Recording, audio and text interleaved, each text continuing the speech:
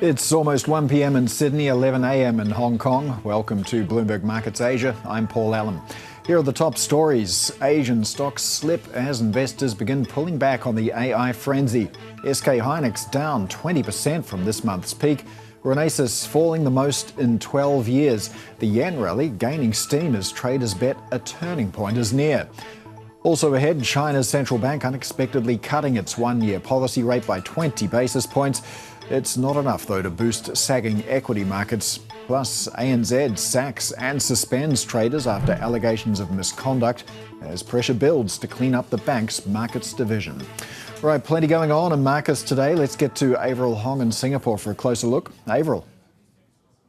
Absolutely, Paul. A lot going on today, and the bleed in stocks is bad. Look at the way the indices are faring. Chip stocks are getting hard hit, tracking their counterparts in the US overnight. As one analyst put it best, the idea that investors are waking up that AI spending is more of an expense than the revenue generator. But as you just alluded to earlier as well, the Chinese stock markets are still getting hard hit despite that rate cut coming through from the PBOC today. The Chinese yuan is weaker. Chinese bonds are catching a bid, but also going on the unwinding of the carry trade. Look at the way the yen is faring against the greenback, going about its merry way. It's rallying, almost reaching that 152 level now. Let's take a closer look at what we're seeing in dollar yen, because it is headed the Japanese currency for its best week since May. That was when Japanese authorities intervened. And if you look at the relative strength index, dollar yen does look like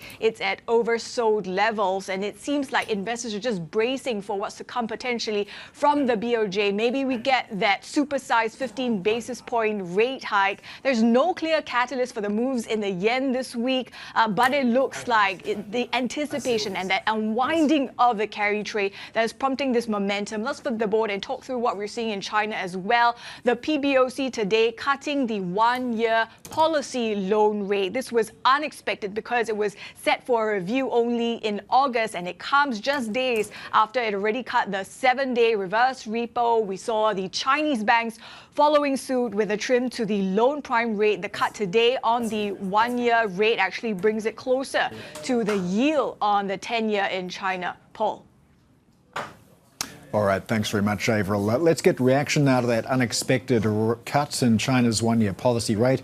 We're joined by Desmond G. Young, CIO of Equities and Multi-Asset Investment at BEA Union Investments. So, Desmond, on the news of that cut, we saw a modest pop in the CSI 300, but the downward trend has resumed. But was this really the problem for China? Money easing lending conditions not easy enough? Does this change the picture for you at all? Hi, Paul. No, I think the rate cut is good, but the problem is actually the pace of rate cut is still very, very slow in China, right? If you actually look at the pace of rate cut, it actually took like China 5 years to cut the rates by 95 bips. And that basically has not been, translated into the real economies. At the same time, people that actually need the most in terms of like lendings, borrowing, those would be property developers, there would be SME, those would be local consumers. They actually still finding a hard time to borrow from the banks. So the rate does matter, but it doesn't really matter that much in China. So are you putting money to work in China at the moment? Because things are certainly cheap, but they are, of course, cheap for a reason. Well, the key things for China is we actually need to see a few things to happen, right? First of all, we need to see that they have effective measures to stimulate property demand, which so far has been lagging. At the same time, we need to see that the Chinese people, in terms of like job markets, in terms of like incomes, actually improve rather than deteriorate. And the third thing is actually we need to see the deflations kind of ending in China, which so far is still not happening. I want to talk about one of the other big stories that's dominating the action we're seeing on markets today. That is the tech-related sell-off. long term, this story is still intact. How long do you think this correction is going to run for? And do you view this pullback as a buying opportunity? Well, like you said, right, a lot of things have happened to the market in the last few weeks. First of all, we have higher probabilities that Trump can actually win the elections, and then the market starting to price in, what will be the impact on big tech, for example. And then at the same time, we have the dollar yen wind, the trade unwind, which triggers a big corrections overnight. And thirdly, we also expect the big tech earnings, which is probably, they'll be fine, but they probably cannot, trigger that kind of excitement to the market because, to start with, the expectation has been high. For second quarters, the expectations for Magnificent 7 earnings is actually up 26.6% for second quarters. So they're almost like 4 times the average for the S&P X Magnificent 7s. And if you actually look into like Google's earnings, right, even though they guide an increment of capex $1 billion, overnight, but that is basically nothing, right, comparing to the Magnificent 7s, which is already expect to spend almost like 150 billion capex this year and next year. One of the key themes around this sell-off that's emerged from the discussions we've been having today is that there's a real concern that the spending on AI is not matched by the revenues that it's generating yet. Do you see that equation turning around in the near future? I think in terms of revenues versus the spending, is actually that is fine. For example, the numbers that we got from Microsoft, right, in terms of the revenues that they can actually generate from AI, comparing to the AI capex that's spent, is about seven times, right? So that ratio is actually already much better than how much they actually spend on the cloud computing. And so far, the revenues generated from AI, which is the Copilot, is already matching, how much they actually get from Azure in year 7. So in terms of revenue generation, that is fine. The only concern is just the valuations and the earnings expectations in the meantime. But I believe those will be a very short-term corrections. Mm-hmm. In terms of people who are still looking for higher earning growth. Of course. So what's your allocation to the tech space at the moment and your allocation more broadly? In general, we still overweight technologies. We still like the AI exposures. Of course, we have been trimming down a little bit of exposures, given the change of dynamics on Japanese yen, the rate cut, etc. But over these summers, I think it's actually good opportunities to accumulate the AI shares that we like. You mentioned the yen there. We're, of course, seeing quite a lot of movement in that in the past few weeks, and even today, strengthening now to 152 against the dollar. In terms of yen strength, did you see that trend continuing heading into the BOJ meeting? And do you think this is signaling the end of some of these FX carry trades we've been seeing? I think the BOJ actually should take this opportunity to raise the interest rate this month. Given that previously they have kind of like failed in terms of interventions, the yen at around 160s. But right now, in terms of like the CPI, 2.8%, in terms of the service core inflations, 1.9%, those are pretty much on the right track. So I think they should actually take the opportunities to rate hike and strengthen the yen. Over the economies, we actually have been seeing some unexpected negative impact from the depreciation in yen. For example, after Japanese, they have been finding more difficulties to travel overseas. For example, you also look into the net import-export numbers previously. Japan actually have to spend more on imports because of the weaker yen. So I think a stronger yen would actually be good for the Japanese economies. Desmond, before we let you go, I want to get your views on the Fed as well. Of course, that meeting coming up next week. What's your outlook for easing, particularly bearing in mind we've got a US election coming up in November and the Fed might be reluctant to become political football? Well, we haven't really changed our mind, right? BA Union always expect the Fed will cut 50 bips this year and another 50 bips next year. The main reason is just the calibrations of the monetary policies, Right now, with the inflations at 2.5% and the Fed fund rate at 5.25 to 5.5, a real rate of 3% is still way too high, particularly for the US SME, the low-end incomers, etc. So we do expect the Fed will cut 50 pips, starting from 25 pips in September. All right, Desmond G. Young of BEA Union Investment, thanks so much for joining us today. Still to come on Bloomberg Markets Asia, we're going to look at strategies for growing wealth in India with the chairman of one of the country's fastest growing asset managers, Neo Wealth. First, though, President Biden says he's passing the torch to a new generation. We'll have more on his first public remarks since dropping his re-election bid next. This is Bloomberg.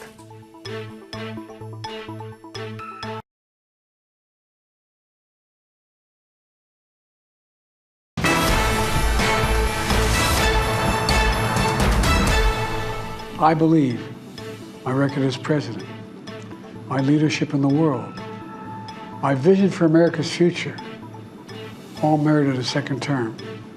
But nothing can come in the way of saving our democracy. That includes personal ambition. So I've decided the best way forward is to pass the torch to a new generation.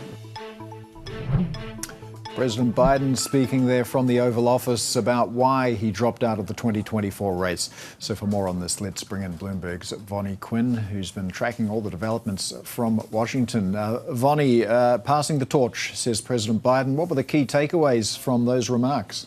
Certainly spotlighting the fact that it's a new generation that is going to be taking over. And also, if you noticed, Paul, not making any mention of any kind of illness or frailty as the reason for him exiting, but rather just the fact that it is time to unite America. And the way to do that is to pass the torch on to the next generation. Heavy on the defense of democracy as a theme as well. He said, the great thing about America is here, kings and dictators do not rule, the people do. The power is in your hands. So a very evocative speech. He did put some spotlight on the economy and on his achievements, an intention to improve growth through the rest of his term, which of course lasts another 6 months, and some ambition to do more. Of course, he had already enacted the American Rescue Plan, also a clean energy law, and some bipartisan measures on infrastructure and semiconductor manufacturing, and he made sure to mention those.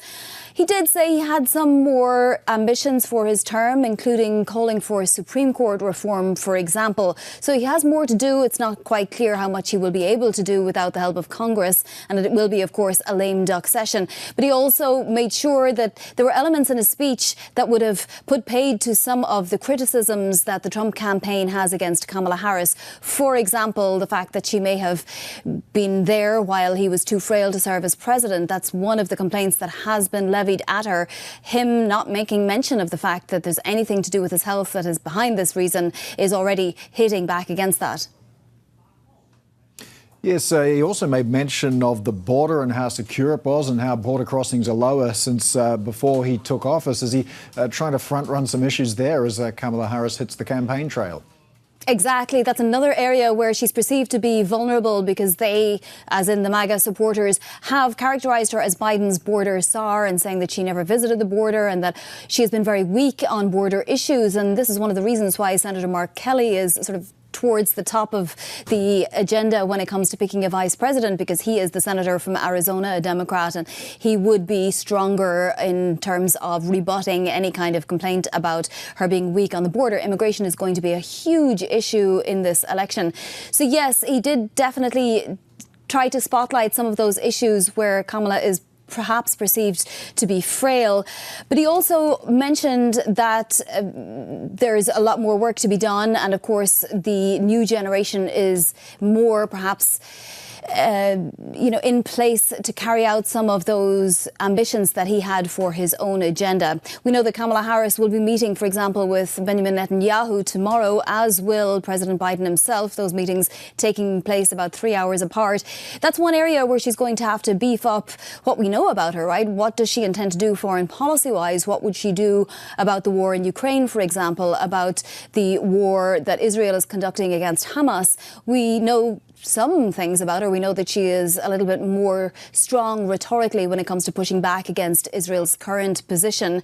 But we don't know what she would do if she were to be in place in the White House. So we will hear more, presumably, as she starts to hire more staff and advisors. Equally, economically, we don't know that much. We can look to her previous record as AG in California, for example, and as a running mate of Joe Biden. But there's a lot of uncertainty as to what her economic platform will actually be beyond things like putting more into the care economy and trying to raise the minimum wage and build out the middle class. You mentioned Benjamin Netanyahu there. He is, of course, in town at the moment. He spoke to the US Congress. Let's have a listen. For the forces of civilization to triumph, America and Israel must stand together. Because when we stand together, something very simple happens. We win, they lose. All right, so Benjamin Netanyahu, probably not sure who he might be dealing with come 2025. What's he trying to achieve on this visit? Definitely covering all of his bases, Paul, and really not sort of giving any ground to President Biden. As we know, President Biden has several times tried to inch Benjamin Netanyahu into maybe a less hawkish position. Benjamin Netanyahu hasn't obviously done that. He's still sticking to his requirements in order for there to be any kind of a ceasefire, permanent or temporary, and that's that Hamas completely puts down all weapons. It seems that every time there's a ceasefire promised by the Biden administration, it doesn't come to fruition, and that's the case this time too. He is meeting with both Biden and Harris tomorrow separately. Harris is now, at the top of the ticket, and she needs to have a conversation with him solo. And then we know that he's going to Mar-a-Lago on Friday to speak with Donald Trump. It could be, either Harris or Trump in the White House next year. He's going to want to have them on his side, assuming that he is still leading Israel at that point. A lot of, cross currents domestically for Netanyahu as well when it comes to who should continue leading the country and put an end to this war at some point. But definitely going to have a lot of conversations and trying to shore up support with people who aren't necessarily as close with him as Biden has been. All right, Bloomberg's Vonnie Quinn in Washington. Let's just check in on the yen. Plenty of action there. It's extending its rally right now, 152.34 against the dollar. The yen's strengthened by 3% over the past 4 days, now the strongest that we've seen since the 9th of April 2024. And it was just at the start of this month that we were at 162. That was a 4-decade low. Well, we're a long way from that now and continuing to strengthen heading into the Bank of Japan meeting next week. We have plenty more to come. This is Bloomberg.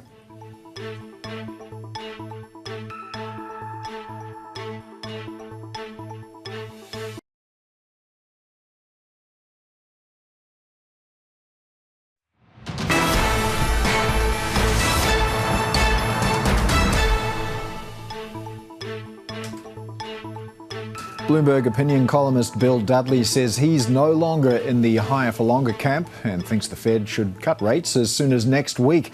The former New York Fed president argues that macro fundamentals have changed and waiting until September unnecessarily increases the risk of recession. The US yield curve steepened sharply following Dudley's comments.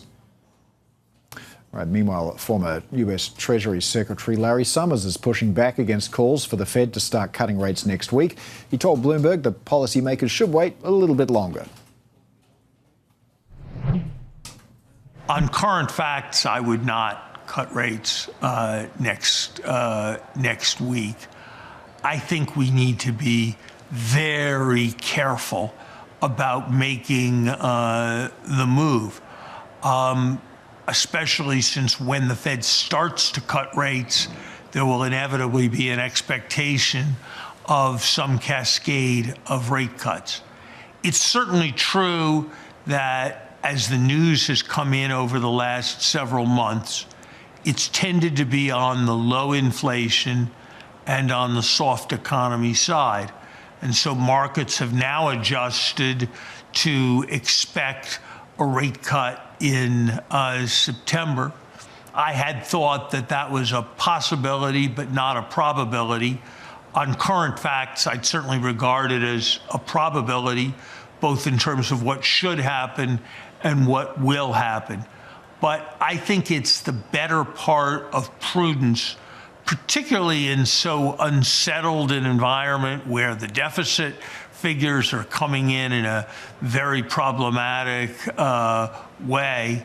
I think it's the better part of prudence for the Fed to wait a little longer before cutting rates. As you say, Larry, it's such an unsettled environment right now, and part of that unsettlement is what happens in November, which of these very different economic approaches we have in the White House.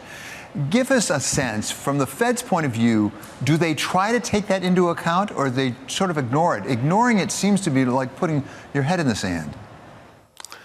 I think the Fed needs to consider all the factors in the environment, whether it's the fiscal policy, whether it's business confidence.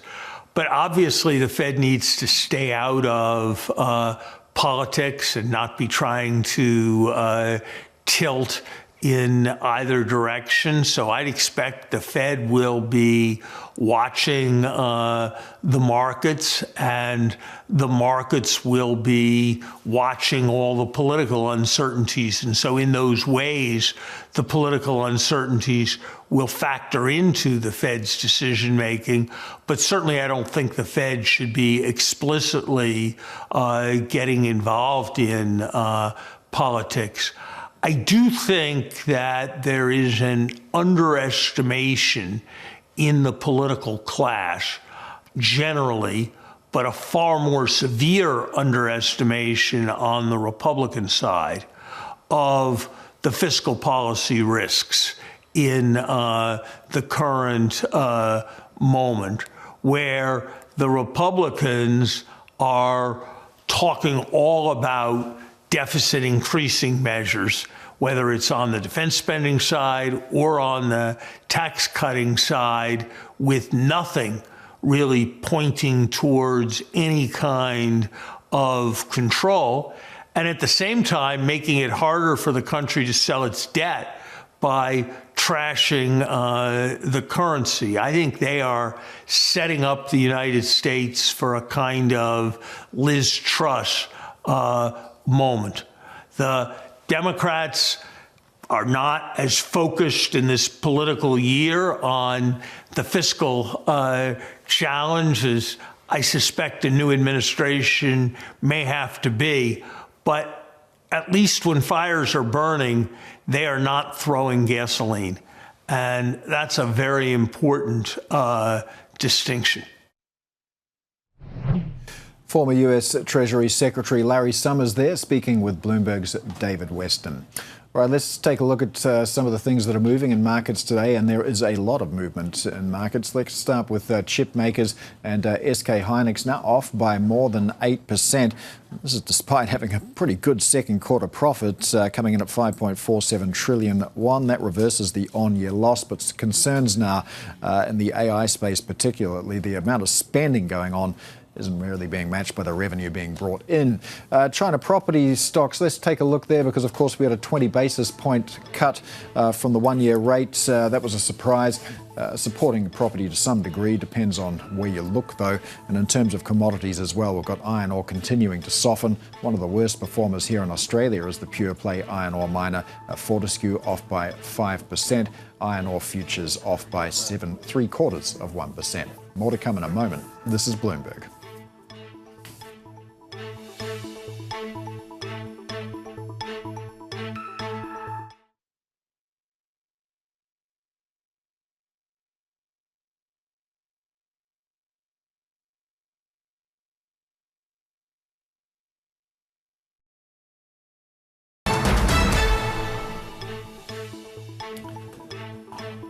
Welcome back. China markets just heading out to lunch. We've got the CSI 300 off by about 0.5%, well, 0.6%. That makes it one of the better performing indexes in the region, actually, and enjoying a bit of support after that surprise 20 basis point cut to the one-year loan rate. All right, let's take a closer look now at FX markets. Avril's in Singapore. Avril, what are you watching? Paul, we're watching the yen and the Sing dollar. I mean, we're seeing the Chinese currency holding up pretty well, all things considered, given the cut from the PBOC coming after earlier in the week already cutting the 7-day reverse repo. And this has got to do with what's happening on the other side of the pair, where the greenback is sitting slightly softer amid some selling in the US dollar. It's going into the Japanese currency. Look at the way the yen has been rallying. Not so long ago, we were talking about 160. It's moving towards that 150 level now. Strongest level since April, early April. This is even pre-Japanese authorities' intervention. As I say, the Sing dollar has been in focus as well. It's among the better performing currencies in the Asia Pacific this year. We're going to be watching out for the statement from MAS tomorrow. It's not expected to change its monetary policy settings, but we're going to be talking about that a bit more with Bloomberg's M-Life strategist Mark Cranfield. Mark, let's start on the yen first. I mean, not so long ago, we started the week with 157 thereabouts. We've just moved towards, at this speed. Do you think there's further to climb on the Japanese currency? What seems to have changed in the foreign exchange market is that investors are much more convinced that the Bank of Japan will do something next week, probably even a double move. They will increase interest rates and they will reduce buying of bonds, which both are hawkish moves in themselves. Now, our colleagues in Tokyo pointed out something quite interesting. The Bank of Japan have been pressured to some extent by the government to do something to support the yen, which they don't really like that idea. It's not within their compass. So actually that in a way increases the chances that they will increase rates, because now they can actually do it and say, well, we had nothing to do with it. The yen was moving anyway. The yen was getting stronger. So our interest rate hike has got nothing to do with the currency. So actually might be a reason for them to be even more sure about changing rates next week. The bigger question is how much they reduce bond purchases by. If it's a bigger amount than there's in the market floating around is something like 500 billion yen. If it's something closer to $1 trillion, that would be very good for the yen, and it would affect the bond market a lot more as well. So there's a lot to play for, but certainly compared to where we were in June, people seem much more convinced that this time the Bank of Japan is going to do something. But given the way that the yen has rallied, does it take some pressure off Japanese authorities, particularly the BOJ, to actually tighten? I mean, we have seen them disappoint before. I think that is something they would try to avoid. They don't really like the idea that the currency, it's the Ministry of Finance who is responsible for the currency, and the Bank of Japan tries to steer clear from talking about it too much. You can see a reluctance every time Mr. Ueda, the governor, is asked about it. He tries to deflect the question. So it will be much better for him to focus on what he can see and what is working. Wage hikes have been better than expected in Japan. That's exactly what he was asking for. Inflation is still quite sticky. So all the factors are coming into play from the data, which is what the Bank of Japan want to see. The fact that the yen has strengthened a bit in the past couple of weeks, from a big picture point of view, he will probably say that's just within the normal moves and will largely look past it.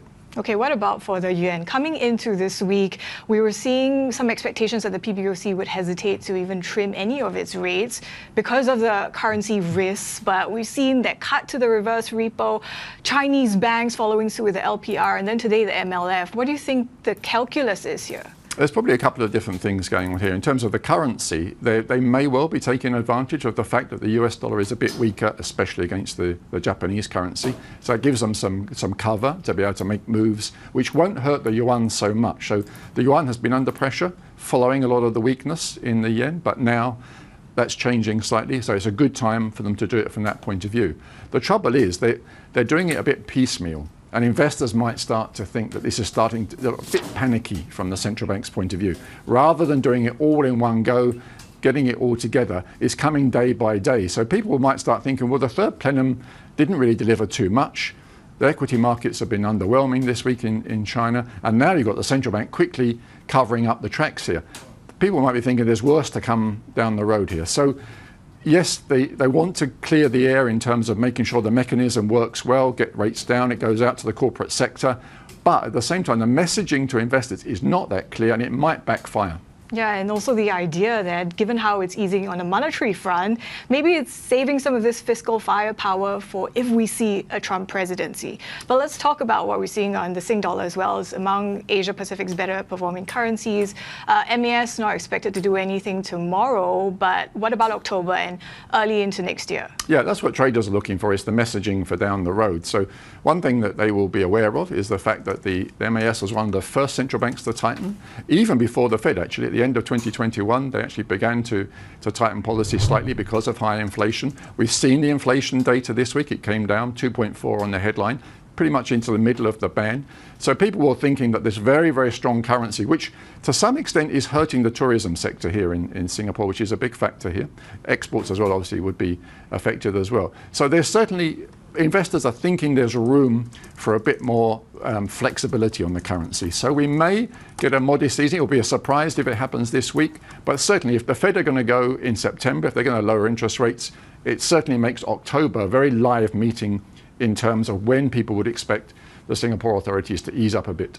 Given how easing is expected to not be aggressive, though, are we still going to see another year of Sing is King for the Asia Pacific? It will remain a very strong currency. Where you'll probably notice it more is against other major currencies. Against its regional peers, there is certainly a case that the Singapore dollar could remain very, very strong, particularly when the yuan is underperforming, and that forms a large part of the Singapore basket. It's probably the second largest currency in the mix.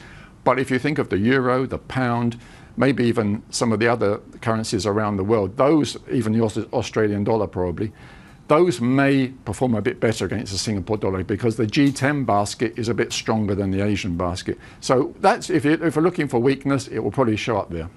All right. Mark, brilliant stuff. Thank you for sharing your analysis with us. Bloomberg's MLive strategist, Mark Cranfield. Back to you for now, Paul.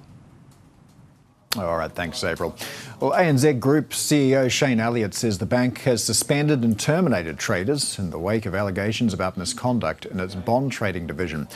Deals and banking reporter Harry Brumpton joins us now. So, Harry, tell us a little bit more. What's happened today?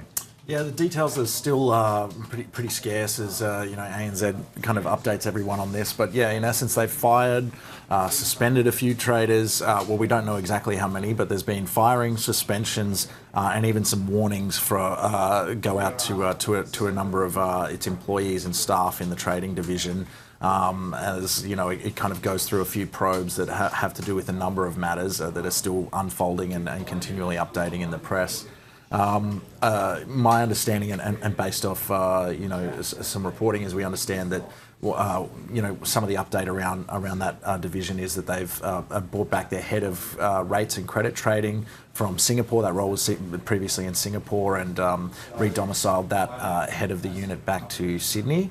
As well as appointing a new kind of chief risk officer for rates and credit as well. So a bit of an overhaul of that division in essence, Paul. And how is this linked to other earlier allegations of misconduct? Because there's a number of investigations underway now. Yeah, it's all unfolded quite rapidly. So in essence, there's a few different matters. This is part of most of this relates to allegations about the division's cultural elements and misconduct related to that. So, whether it's kind of HR matters or things along those lines. There's also two ongoing matters. One where ANZ apparently mistakenly reported bond trading data, the volume of its bond trading participation, to the AOFM, which is Treasury's markets arm. And that's actually a very important element because that's data that helps the Treasury select who they're going to use on bond underwriting. So, essentially there's allegations or suspicion that they may have tried to game the system in order to win mandates in that element. Then there's also separate allegations regarding, trading irregularities on a mandate that the bank had for hedging a Treasury offering last year as well. So there's a few different clouds all hanging over the bank, different levels, all to do with this trading division at the moment. And how about the CEO, Shane Elliott? He's been there a long time and he's survived a lot of crises. Can he get through this one? A lot. Mate, he survived the Royal Commission, that was a few years ago. And it seemed with that, the big bank banks in Australia had kind of woken up to, these cultural issues and had seemed to clean things out. It might not be the case anymore, or maybe these lapses have come back. Very hard to know, but it does build pressure on Shane. He's done a lot, and he's been there a very long time, as you say. I mean, unfortunately for him, he was just getting to the point actually where some of these banks and some of the big bank CEOs were emerging out of the doghouse after years of being very pliant with regulators to kind of almost make the argument that regulations kind of swung too far. There's too much red tape in the system. It's hurting borrowers, especially with a hot housing market. So, when stuff like this pops up, it doesn't really help his argument. But he's been pushing hard, and ANZ's been one of the few big domestic lenders to be really pushing on growth as well. So we'll see what happens for Shane, and there's going to be increased scrutiny. I mean, even Jefferies, the investment bank, noted today that these issues are serious and complex, with history suggesting the material adverse outcomes are possible from operational risks with respect to fines, sanctions, imposition capital. Some of these arguments, that's what a lot of analysts we've been talking to over recent weeks have been saying, that there's a common theme emerging there about the non-trivial risks to the stock price and even stakeholders. I mean, this is a pretty widely held share for a lot of long-term holders, including Australia's superannuation funds. So whether it becomes something that stewardship teams at the big institutional firms pick up as well and start putting pressure on the bank around, we'll see. All right, deals and banking reporter Harry Brumpton there. Let's get to some other top stories that we're following in Asia. Typhoon Gami is taking aim at China's coast after tearing across the Philippines and Taiwan, killing at least 22 people, triggering flooding and blacking out hundreds of thousands of homes. Taiwan suspended stock trading for a second day. Key chipmaker TSMC says it's taking precautions at its factories. The Philippine Stock Exchange resumed operations today, but the central bank has again cancelled FX and bond trading. The three Chinese automakers singled out by the EU in its anti-subsidy investigation have resumed negotiations with regulators. Bloomberg understands SAIC, Geely and BYD have all been granted hearings to argue against additional tariffs. In a statement, SAIC says the EU had requested sensitive business information and ignored key parts of its submission. China's largest state-owned lenders have lowered rates on some deposit products. ICBC led the way, cutting rates on deposits of 2 years or more by 20 basis points. Agbank, Bank of China, BOC and CCB followed suit. The move to ease pressure on profit margins follows a cut to Chinese benchmark lending rates earlier this month. All right, still to come, our exclusive interview with the chairman of Neo Wealth and Asset Management. We're going to discuss their outlook for India's wealth management sector next. This is Bloomberg.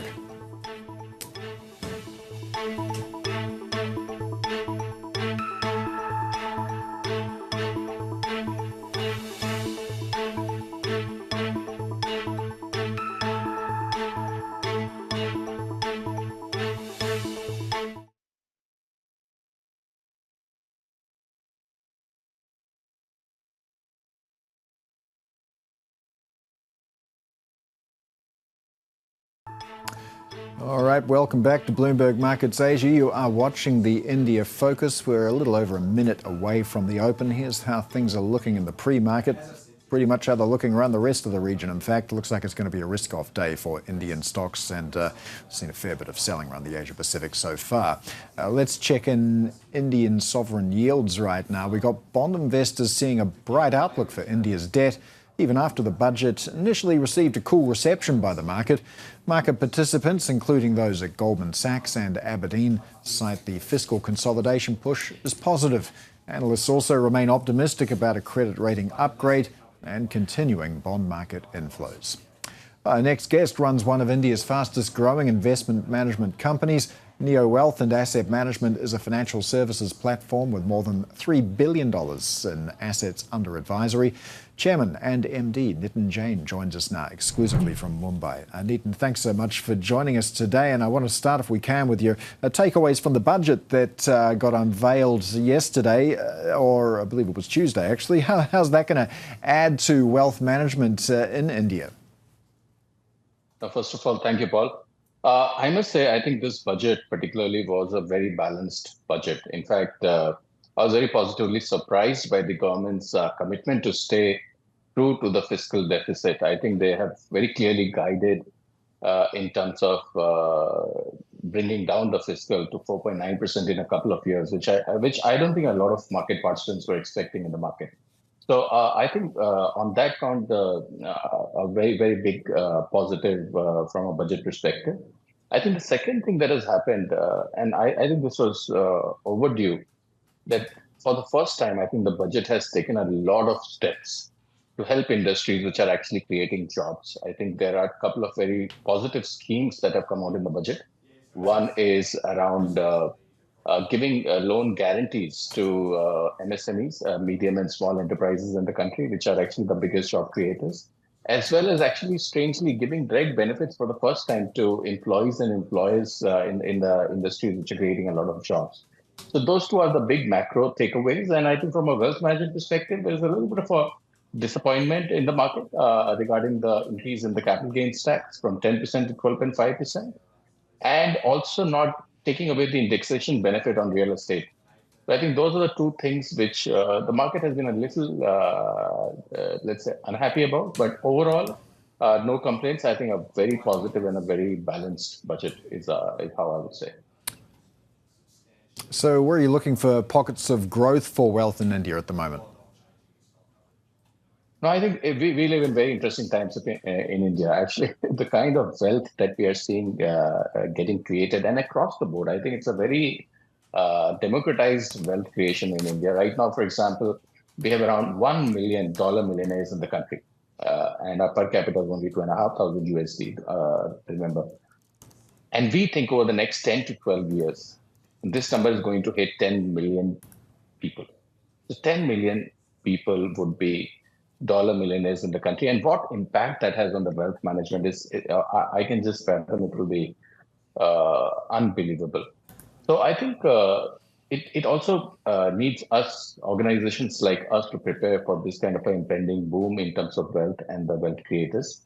And we are trying to solve a lot of issues on the supply side, particularly creation of or development of a very strong pipeline of financial advisors, as well as investing deeply in technology to ensure that we are equipped to service these clients.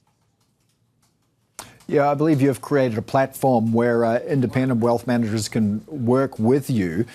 Which region do you see the most traction coming from? No, actually, our current focus is on the super rich, which means a net worth of more than $10 million in India. So we already have onboarded around 1,200 clients. And you're right, the way we are approaching the business is actually creating a platform rather than hiring a lot of successful wealth managers. In fact, we do think that in India, there are very few seasoned professionals in terms of wealth advisors, given the kind of the opportunity that is available. And I think this is the best way of scaling up this opportunity.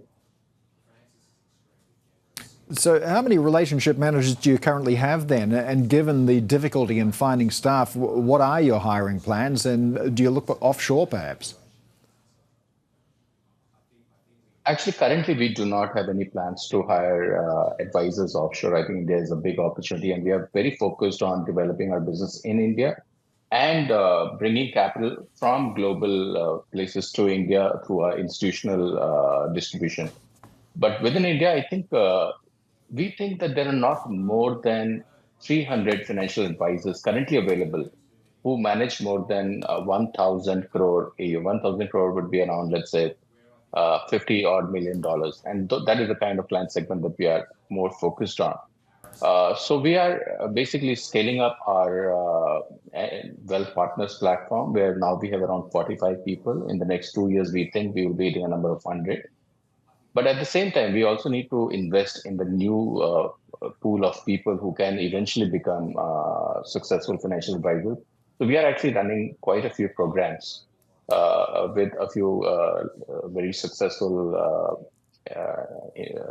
coaches, as well as some institutions, to actually invest and develop into building new financial advisors.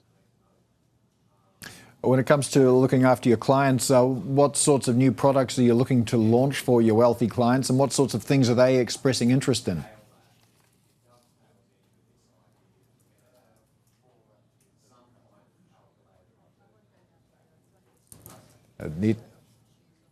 Neetan, we appear to have lost you, but thank you very much for joining us. That was Neetan Jain of Neo Wealth and Asset Management. Well, let's take a look at how Indian markets are tracking at the moment. We were anticipating, of course, a risk-off day. We have seen a lot of selling around the Asia-Pacific, particularly in some of those tech names, and we've got the Sensex right now off by 0.75%. The Nifty Bank Index off by about 1.5%. So that risk-on tone continuing to follow the sun at the moment. We have plenty more ahead. This is Bloomberg.